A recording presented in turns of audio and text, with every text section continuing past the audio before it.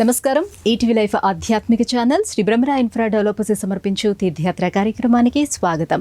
Powered by Delta hospitals Rajahmundry, Q1 hospitals Visakhapatnam. సకల చరాచర సృష్టికి కర్త అయిన బ్రహ్మకు శక్తిని ఇచ్చేవి వేదాలు. ఆ వేదాల సంరక్షణలో నిరంతరం మహావిష్ణువు నిమగ్నమై ఉంటాడని, విష్ణుతత్వ మహత్యాన్ని, వేద విజ్ఞాన ఔన్నత్యాన్ని గురించి జనార్దనుడి అవతార కథ తెలియజేస్తోంది. శ్రీ మహావిష్ణువు దుష్ట శిక్షణ, శిష్టరక్షణ కోసం ఎన్నో సందర్భాల్లో అవతరించాడు. ఆ అవతారాల పరంపరలో తేజోవంతమైన రూపంతో జనార్దనుడు భూమిపై తొలిసారి పాదం మోపిన గిరిగా, వేదగిరిగా, ధవళగిరిగా, జనార్దనగిరిగా, ధవళేశ్వరానికి పురాణ ప్రాశస్త్యం ఉంది. అంతటి మహిమాన్వితమైన ధవళేశ్వరగిరిపై వెలసిన శ్రీ లక్ష్మీ జనార్దన స్వామి వారి దివ్యక్షేత్రాన్ని నేటి తీర్థయాత్రలో దర్శించి తరిద్దాం రండి.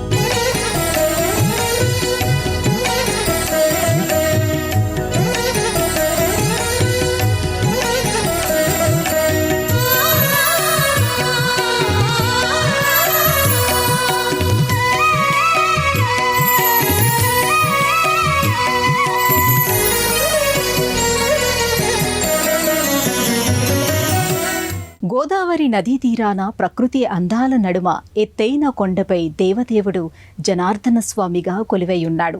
నవ జనార్దన ఆలయాల్లో ప్రధానమైనదిగా ధవళేశ్వర క్షేత్రం భాసిల్లుతోంది. ఈ ఆలయంలో స్వామివారు ఇరు దేవేరులతో కలిసి దర్శనమిస్తారు. ఒక రకంగా ఈ ధవళేశ్వరం త్రిమూర్తులకు ఆలవాలమైన పుణ్యభూమి. అంతటి మహిమాన్వితమైన పురాతనమైన ధవళేశ్వరం శ్రీ లక్ష్మీ జనార్దన స్వామివారి క్షేత్రాన్ని నేటి తీర్థయాత్రలో భక్తి ప్రపత్తులతో దర్శించి అనిర్వచనీయమైన పుణ్యఫలాలను పొందుదాం.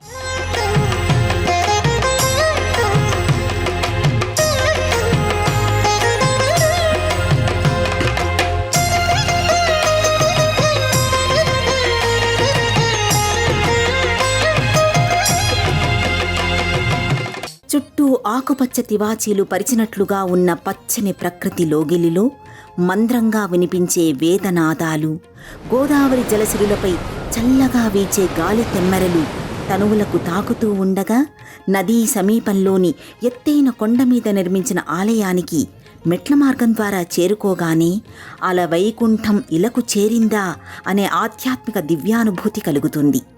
ఈ పురాతన శ్రీ లక్ష్మీ జనార్దనగిరి కోవెల వేద వాంగ్మయ జ్ఞానకాంతులతో, ఆధ్యాత్మిక తేజస్సుతో, కోటి సూర్య సమప్రభలతో ప్రకాశిస్తోందా అని అనిపించక మానదు.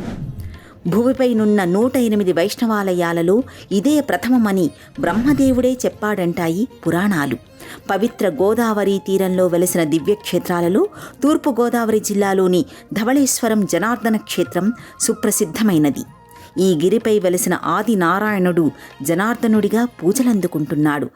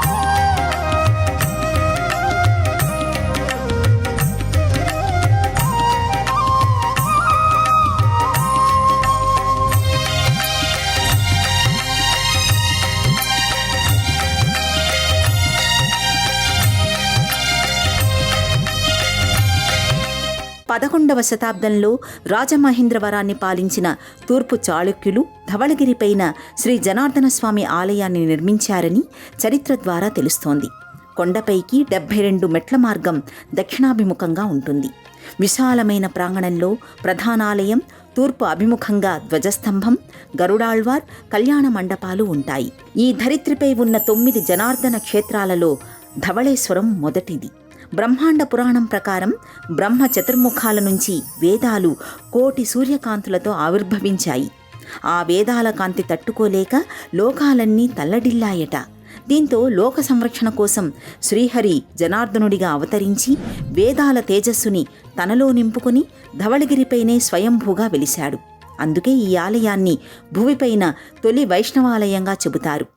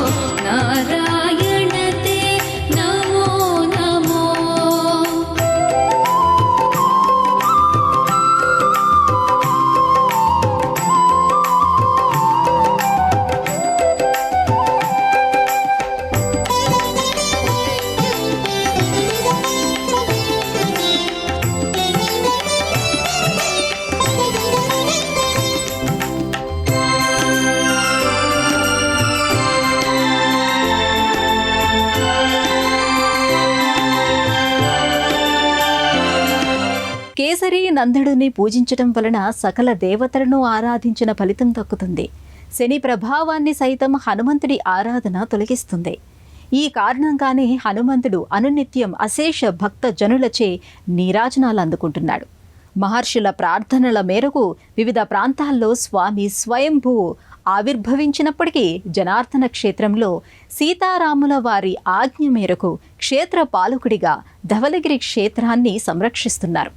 ఈ క్షేత్రాన్ని దర్శించవచ్చిన హనుమంతుల వారిని భక్తి శ్రద్ధలతో దర్శించుకుంటారు.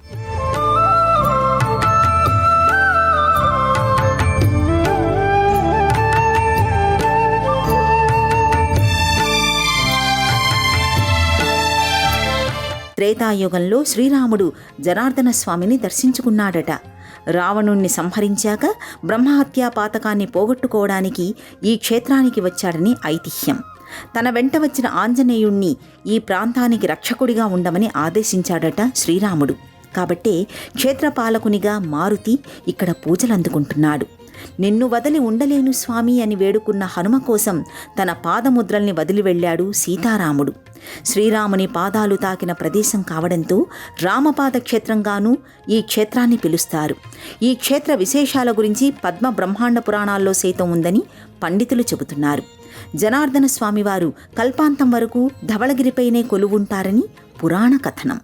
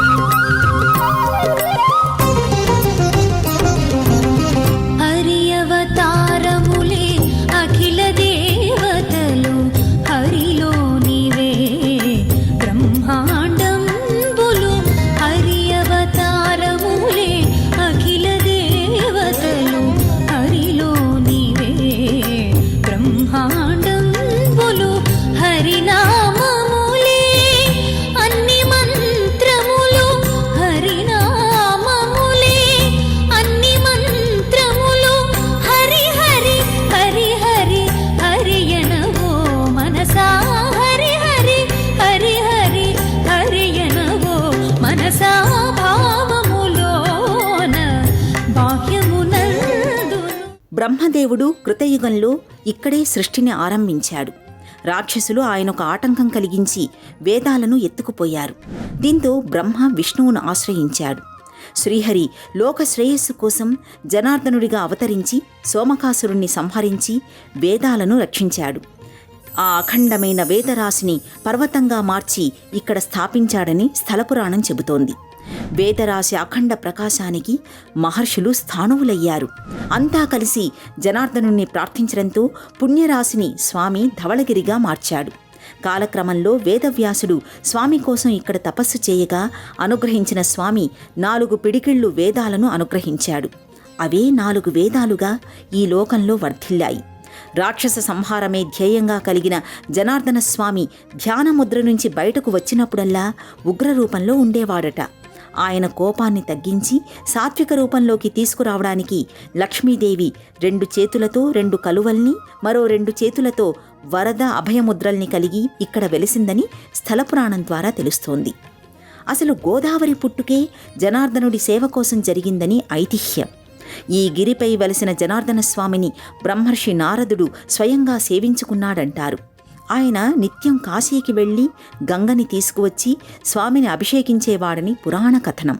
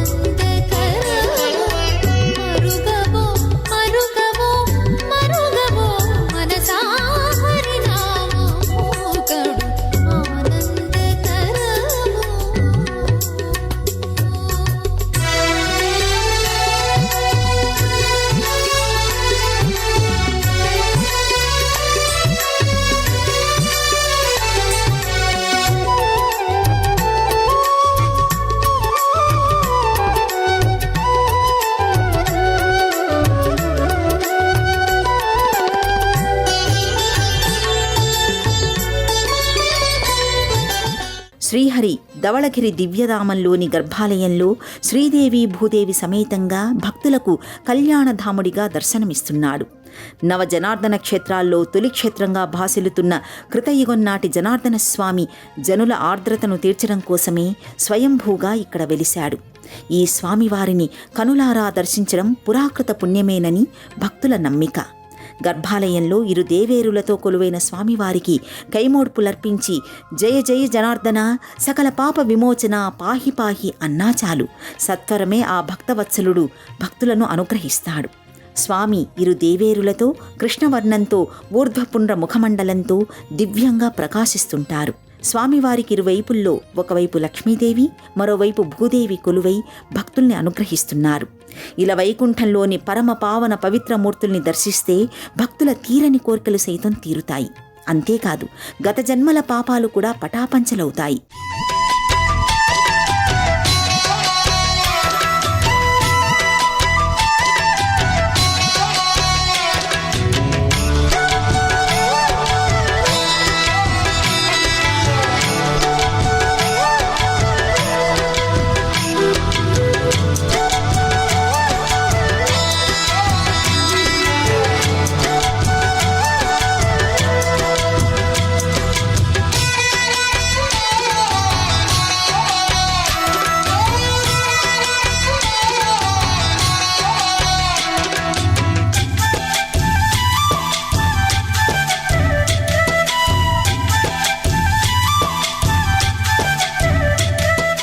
భక్తుడి సాధనను బట్టి జనార్దనుడు మోక్షానికి అర్హతను ప్రసాదిస్తాడు. ఇన్ని వరాలను భక్తులకు అనుగ్రహించే మరో దివ్యక్షేత్రం మనకు కానరాదంటే అతిశయోక్తి కాదు. గర్భాలయంలో శ్రీదేవి భూదేవి సమేత జనార్దన స్వామివార్లకు తూర్పు అభిముఖంగా ఉత్సవమూర్తులు కొలువుతీరి ఉంటారు. శ్రీ జనార్దనుడు చతుర్భుజుడు. శంఖు, చక్ర, గద, అభయహస్తం, కిరీటం, తిరునామాలను ధరించి దర్శనమిస్తాడు. స్వామివారి అభయహస్తం నందు పద్మం గోచరిస్తుంది. ప్రతిరోజు నిత్య అర్చనలతో పాటు స్వామివారికి వార్షిక ఉత్సవాలను ఘనంగా నిర్వహిస్తారు. జనార్దనుడు పరం, వ్యూహ, విభవ, అంతర్యామి, అర్చావతారం అనే 5 రూపాల్లో వ్యక్తమవుతాడని పండితులు చెబుతారు. ముమ్మూర్తులా మూర్తీభవించిన మువ్వురు దేవతామూర్తులు సర్వాలంకార సుశోభితులై భక్తులను ఇక్కడ అనుగ్రహిస్తున్నారు.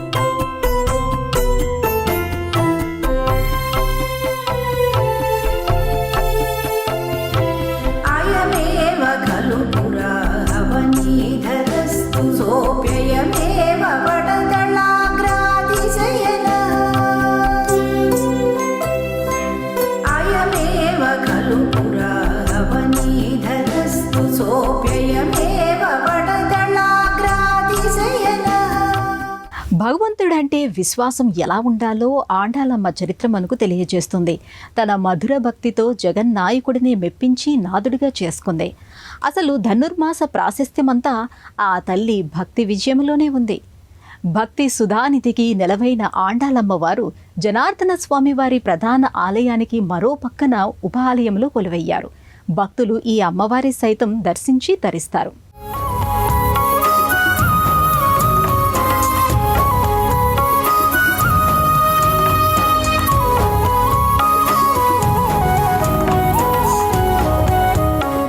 గర్భాలయంలో కొలువైన శ్రీదేవి భూదేవి సమేత జనార్దన స్వామి వారిని దర్శించుకున్న భక్తులు మహాలక్ష్మి మరో రూపమైన ఆండాళమ్మ దర్శనం కూడా చేసుకుంటారు.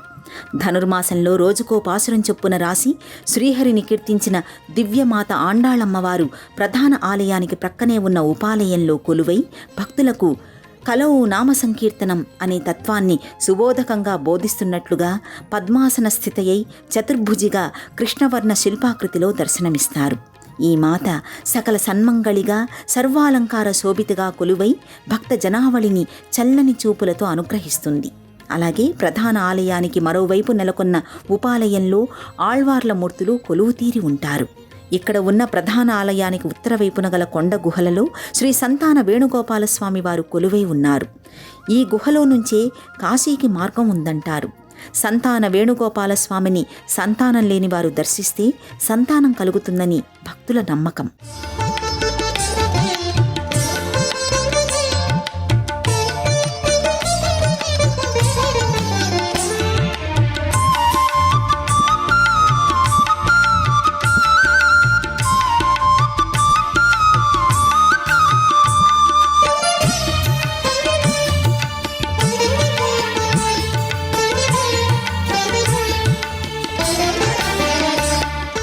శ్రీ లక్ష్మీ జనార్దన స్వామి వారికి నిత్య పూజలతో పాటు వారోత్సవాలు, పక్షోత్సవాలు, మాసోత్సవాలు, వార్షిక ఉత్సవాలు వైఖానస ఆగమ సంప్రదాయానుసారంగా అత్యంత వైభవంగా నిర్వహిస్తారు.